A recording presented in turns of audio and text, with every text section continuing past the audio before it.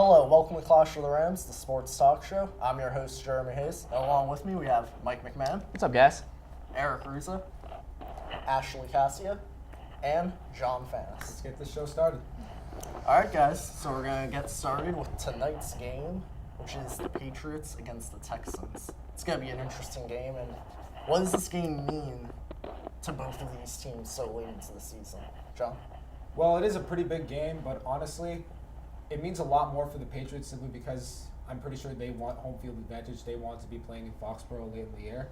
But they also need to be careful of making sure that they get hot while they go into the playoffs. They don't want to win this game and start falling off. They don't want to think about this game too much. All right, Ashley? I completely agree. I think it's more important for the Patriots, but the Texans are 11-1. The Patriots are 9-3. I think the Texans just want to show that they're consistent and they could beat such a powerful AFC team, and the Pats want to do the same and beat them and get that number 1 seed so they could play at home. All right, Eric? Yeah, it's definitely a big game as far as seeding goes for the AFC playoffs, but the Texans have come out this week and kind of said this is the biggest game in the history of the franchise, which is a pretty big statement considering they played a playoff game last year. So the Patriots have to watch out. The Texans are going to be pumped up coming into Foxborough Monday Night Football, and if they want any shot at the number 1 seed, and if they want to keep that 2 seed, which they have now that Baltimore lost, they have to win tonight at home. Yeah, I'm going to go ahead and completely disagree with Ashley and John. I think this is a much bigger game for the Texans. I mean, I think that the Texans are the most disrespected one-loss team this far in the season I've ever seen. This game, the Texans have come out. They said this is the biggest game in Texans history, which, it might be, because everybody's kind of doubting them. The Texans want to show they're for real, and if there was ever a team to show you're for real against, it's the Patriots and Tom Brady. So, J.J. Watt's going to come out there. He's going to be pumped up, and we're going to see what he could do. And, this is a big game. If the Texans can win this game, they can pretty much cruise to the rest of their schedule and not have to worry about the playoff seeding. Yeah. Like, with the second best rushing defense that the Texans have, the Pats and Brady is going to have to rely on throwing the ball and staying clear from J.J. Watt. So, just like Mike said, he's going to come out and wanting to just lay Brady out.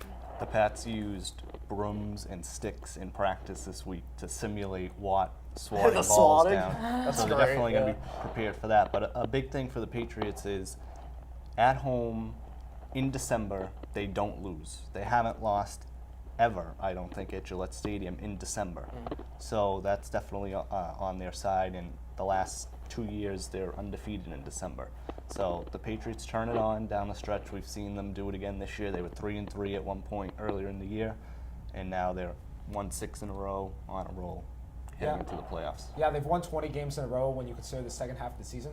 One thing I want to mention right now is the Texans' pass defense for the past 3 games hasn't been all that stellar. So even though they have the number 2 rush attack in the league, they really need to watch out because I feel like this game, Brandon Lloyd could really get going. There's holes in the Against defense. a banged up offensive line, though. And they might be able to get another through them. thing, Matt Schaub's have some pretty big passing games, so it's going to be a big test for the Patriots defense, too, because the Patriots pass defense, we've seen plenty of times before that they kind of lay an egg every now and then. So It's another test for this defense that they've improved since the Talib acquisition. They were good last week against Miami, which was a big step up for them because they don't usually play well in Miami for whatever reason. So, but tonight is a real test. You have Schaub, you have Johnson, you have Foster, so many weapons for Houston.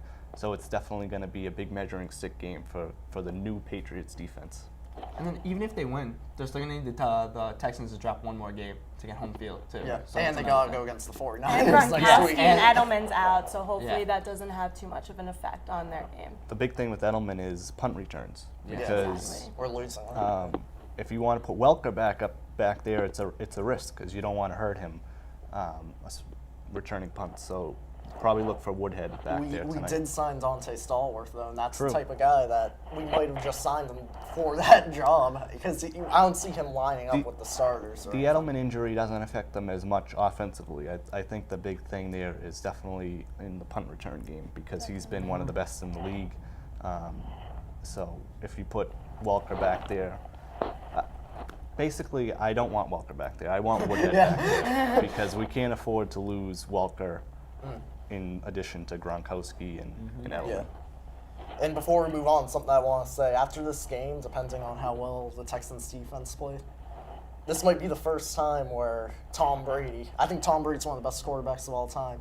He might not be the best guy on the field because J.J. Watt is becoming quite the athlete. Monster. Yeah, he's just, there's no, I thought he, what Ndamukong Suh, I thought he could be. I think J.J. Watt may be passing Oh, he that. surpassed that completely. Yeah. J.J. Watt at this point, you don't look just at his sacks, you look at his passes defense. He probably has a lot more passes defense than a lot of Yeah. corners out there at this point. It's crazy what he's been able to do on the football field. He's unreal. Is I'm actually going to segue into our next topic, which is just the NFL playoffs in general. We're getting close, so what do you guys think? Like, is there going to be a surprise team? Is there going to be a team that you think is going to fall, like, at the end or not even compete in the playoffs? Well, Baltimore is kind of falling a little bit here. They've had a bunch of injuries. Defensively, they lost again yesterday, so the Patriots have that second seed if they win tonight, because Denver has been on an amazing run, and they're now in the second seed. If the Patriots win tonight, then they would have the tiebreak because they beat Denver. But there's definitely some movement going on, especially in the AFC. Pittsburgh, Cincinnati lost yesterday. So a lot of maneuvering is going on for those final spots in the AFC. Can't forget about the Colts. I mean, heck, if the Pats lose tonight, they're tied with the Colts. They'd both be Which 9-4. is unbelievable. That's Yeah. unreal to think about. That the Colts. I mean, the Colts have had a lot of close wins, and it's weird to think of them as a 9-4 team. Yeah. Because I don't really see them as being that good. They've kind of eked out a few, and Lux pulled a couple out of nowhere. Yeah. But so that just along with that, and then I want to talk about the NFC East in the Giants and all that. It's been a very crazy division. It's kind of one of those things where I always see the NFC East as a division where teams beat up on each other, and it's kind of been the same way this year. It's going to be interesting to see how RG3 does with the knee sprain, which I believe it's just a sprain. It Yeah, is just a a knee sprain. It's just a sprain, so it'll be weird, interesting to see how they bounce, how he bounces back from all that and how they play through that if he can play, because I don't think he's a lock to play for Sunday yet. Next week. And Giants have a tough schedule ahead of them, and with the Atlanta Falcons next week, and they need to keep going because Cowboys have been doing pretty good, and they're same record as Washington, so it's going to be really close call and to see what happens. It's going to be tough. I actually think Washington, with the RG3 injury, I think they're kind of falling out of it, and the Cowboys might be the surprise team to kind of look for. There's something about RG3 I don't trust. So he's had a concussion and this knee injury now. Kirk Cousins showed that he could still perform though. And, yeah, he had a great end of a game. Keeping it in the NFC, I'm sorry, Falcons fans, but your team is still not for real. You have an 11-2 record in the NFL, and I still don't trust you guys to win a playoff game. If there's one team I think is going to get the number 1 seed upset, it's the Falcons. I Definitely. would agree. I completely agree. Is there any other really big upset that you think might happen, or even just a surprise team before we move on? Anybody that will make it? I mean, I think everything's pretty much Getting the set. team. Yeah, I mean, every team that's going to make the playoffs is pretty set. But as far as who's going to be in what positions, I think is the big thing. Well, I think a surprise team, Minnesota, isn't out of it yet. That's a good They're still point. in it. Yeah. Adrian Peterson's had an incredible season. An unreal game yesterday. He's an incredible story coming off knee surgery and everything. So he's a look, maybe Comeback player of the year? I think maybe even MVP. Because if you look, I agree. If you look at the track that Minnesota's going down, Peterson has been the guy. If they make the playoffs, then I think it's definitely yes, they would have to win. reasonable They would have to bet. win a couple big games. I think they play the Texans. Yeah. I don't think they're winning the playoffs simply because Christian Ponder, he's had 3 sub-100-yard games passing with Adrian Peterson running the ball. That's why I think Adrian Peterson's what he's doing right now is more impressive, but Minnesota's not getting into the playoff spot with a quarterback that can throw 3 sub-100-yard games this season. All right, well, we're going to move on to our next topic, actually, which is college football. And Johnny Football is now Johnny Heisman. So, guys, that's why the ceremony was Saturday. What do you think about Johnny winning the Heisman Trophy? Well, I was a little scared about the voting. I kind of thought that the whole freshman thing was going to go against him, which I'm glad it didn't, because Johnny Manziel was the most exciting football player to watch in college football this year.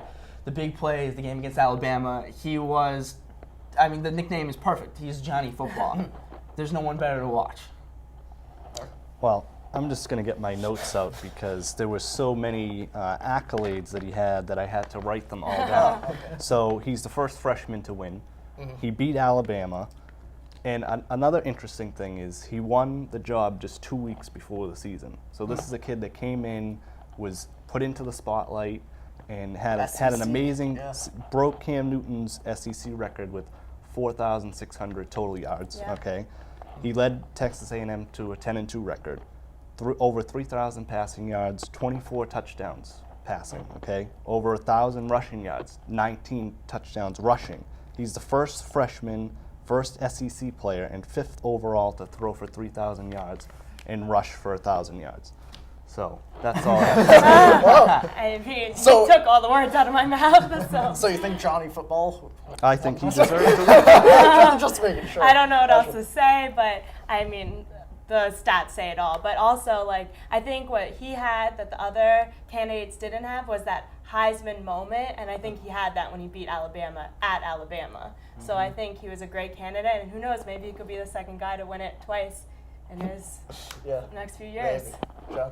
Well, they've all said why Manziel deserves to win the Heisman, but I just want to give a shout out to Manti Te'o. He had an amazing year this year, and I think whatever team drafts him this year is going to have a great middle linebacker for the next 10 to 15 years, which is something I can't say about Johnny Manziel's quarterback future. Let me just go back this way for a Okay. second. Neither of you mentioned a guy named Manti in your little speech. That's there. true. Yeah, so, that's true. so you don't think he was anywhere close to Johnny? It's very difficult for a defensive player to win an MVP type award. Exactly. So what was your first thing on your list? That was the first freshman. freshman. All right, now that's if he won. Right. You're saying that before. You're saying that's like a statistic. That it's now there, but before the voting, that wasn't It's there. very difficult to justify a defensive player being the most valuable player. I know it could be Watt for Houston disrespect. in the It's NFL, disrespect. but it doesn't happen much in the NFL, and it's never happened You know what? for the Heisman I'm Trophy. going to stop Just you. had an epiphany. You said most valuable. The Heisman's not most valuable Well, player. that's it's what's most I said a outstanding most- player in college football. And then the other thing, the Heisman is not the best NFL prospect in college football. Exactly. It's the best and most exciting and most in the biggest player. So in it's college always football. going to be a quarterback or a running Not back. necessarily. necessarily. I mean, Reggie Bush. You look at Reggie, he won. I mean, Charles granted, Woodson he won. got it taken away from him. Have you seen some of Manti's games? Desmond Howard won back. I forget when. That's way back, but I agree. I said on the last episode that Johnny was going to win the Heisman. I didn't say that I believed in that. I thought Manti should have won it. I still do. Okay, well, the thing about Teo is Teo didn't. I mean, okay, Teo made a lot of good plays and he had good games, but he didn't make enough, like, big time, like totally game changing. Like, look at this highlight reel play. Right. He was the leader of the #1 defense in points scored against. I mean, I don't know how you can like say that and just undertone it like, oh, he's nothing. I'm not bro. saying he's not a great player and he didn't have a great Like, you're year. comparing him to Johnny. You're saying that he isn't close. Are you not? No, I don't. Yeah, I don't think he was. Yeah, see, that's what I'm saying. It's just total disrespect to defensive players. And the fact Not is really. that Johnny isn't in the top 10 of anything except passes completed. Other than that, he's had a couple of Heisman moments, like Ashley said. But he's not a... I think you underrate these Heisman moments. Another moment you look. I mean, okay, if you watch a Johnny football against Missouri, hurt his knee, left the game, everybody was concerned. Came back in with a knee brace, ran for 2 touchdowns after that. You know, guys just don't do that. That's not normal play. And he came out from like not even under the radar when Texas A&M wasn't even like this was supposed to be a tough year for them transitioning into the SEC, and then look at what Manziel did. Yeah, and then that's the other thing. I'm glad you mentioned the SEC. Look at the teams he had Exactly. to face. The Alabama defense is no cupcake defense. You know, his one bad game, LSU. That's not exactly, a bad defense. Pretty good defense. Look at the offenses Manti Te'o played against. Pitt, BYU.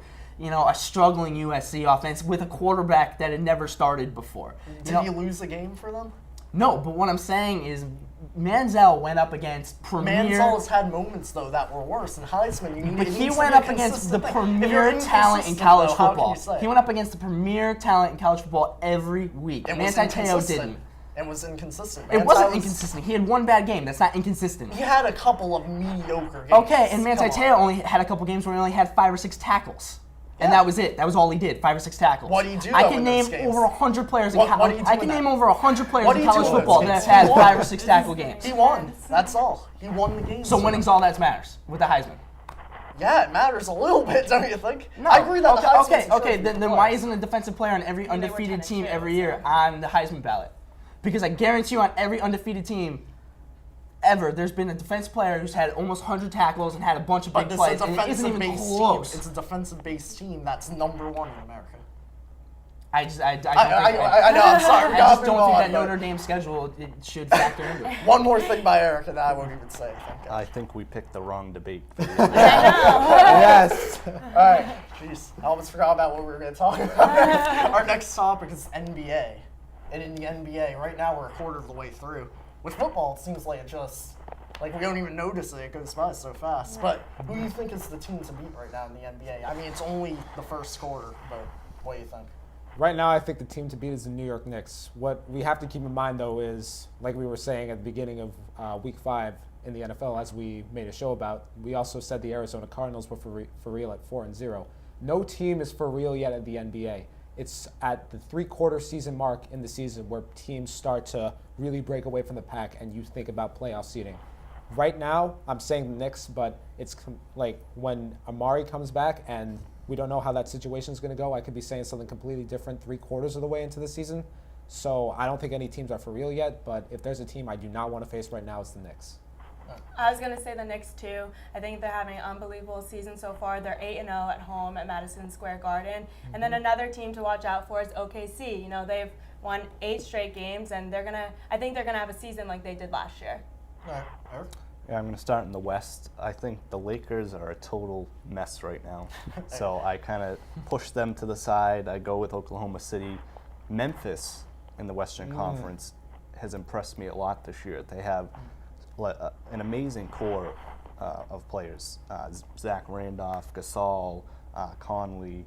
That just go down their roster. It's one of the best in the league. As far as the Eastern Conference, you have the Knicks who are playing really well and the Heat. And until the Celtics get going, which we've talked about throughout Which the the whole, Lakers could too. right, I mean, throughout the fall. Once they get together as a team, they should be able to battle with those other 2 squads. All right, Mike? The whole thing with the team to beat in the NBA bothers me because with the NBA, kind of like the NHL, it's a race to the playoffs. It's not being the best. So many teams make the playoffs in the NBA. Anybody can win it, And so I look at a team like the Celtics. If they could stay, in the playoff discussion, they'll be fine. Now, as far as team to beat, since we're talking about it, no one's mentioned the Spurs. Thank you, yes. The Spurs are right there with Oklahoma City. I think they're tied right now in the standings. So, I really think that if they rest their starters, and they could be a threat down the road. They're well rested. You look at Oklahoma very City. well rested. You look at Oklahoma City. That offense, though, and the thing I look at with them is they have 2 players. Westbrook and Durant. Whereas I look at the Knicks, and I don't know how well the Knicks do without Carmelo Anthony performing the way he's performing all year long. Which guys go through hot streaks and cold streaks. One team that I think is getting some major disrespect right now, though, is Chicago. No one has talked about Chicago. You go to ESPN, you won't see a single article about them unless they're beating the Knicks. Yeah. But when they get Derrick Rose back, they're already leading the Central Division. As soon as they get Derrick Rose back, that might be a team to watch out for. When will they get him back, though? I've heard around mid-February. I did too, actually. So it should be interesting when that happens, though. All right, any other thoughts about NBA or just in general, like teams that you might think are you're disappointing, like maybe the Celtics or Lakers? I just think the Celtics and Lakers are still building up. They have a lot of new acquisitions. The Lakers still haven't had Nash yet. And the Celtics are just still, I don't know how long it's going to take to get their team together, but they're still not. They win a couple, they lose a couple, they win one, they lose one. So they're not at all a team yet. And as far as something Mike said is with teams just getting to the playoffs, I think in the NBA more than any other sport, there is only a handful of teams that have any chance at winning the championship. There are a lot more this year, though.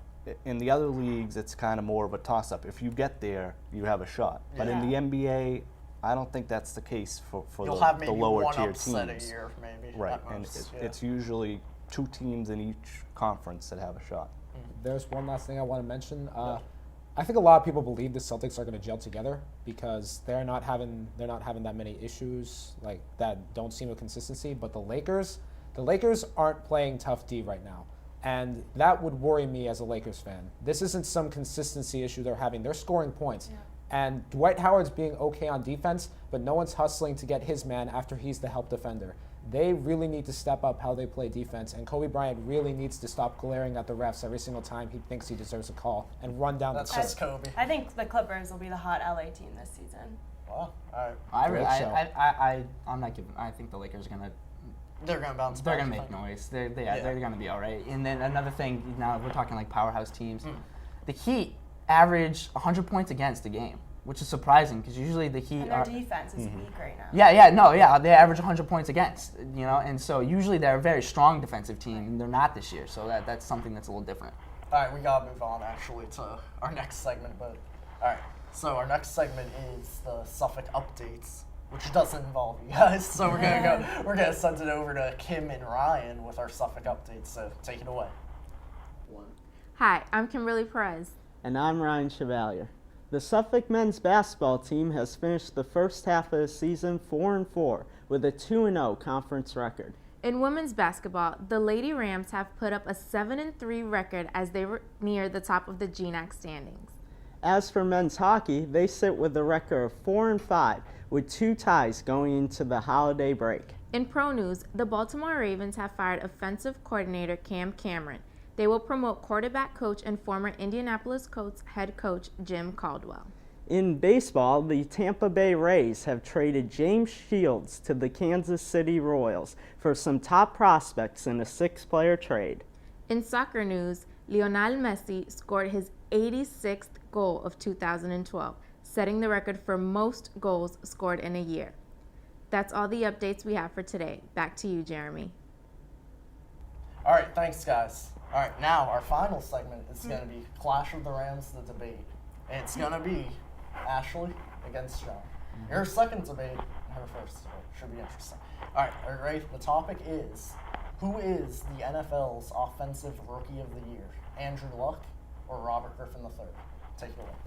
Personally, I think you have to go with Robert Griffin III. Pro Football Focus, a site that I usually visit, has accuracy percentages, and Robert Griffin III's is probably third in the NFL, I'm thinking, at over 70% when they discount throwaways, drops, and all those. Plus his passer rating's so much better. He has a bigger yards per attempt. Statistically, he is a much better quarterback than Andrew Luck at this point in the season.